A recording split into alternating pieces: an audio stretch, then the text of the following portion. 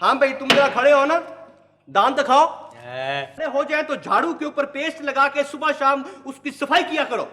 बैठ जाओ। कांधे के चालू खड़ा हो ना जरा। ये नाखून दिखा आपने।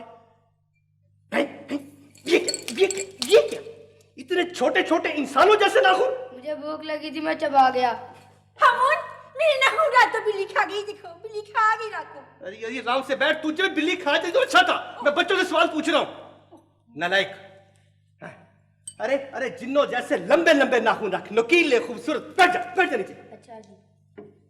तुम मुझे करनानी को टेलीफोन करने वाला जरा मंत्र तो सुनाओ। खट्टा मीठा काजीटा मैखून आएगा जब जून होगा मूसुन पन मिया मून विजय मैखून। शाबाश, बैठ जा। हाँ भाई छोटे, जरा तुम खड़े हो ना बेंच के ऊपर।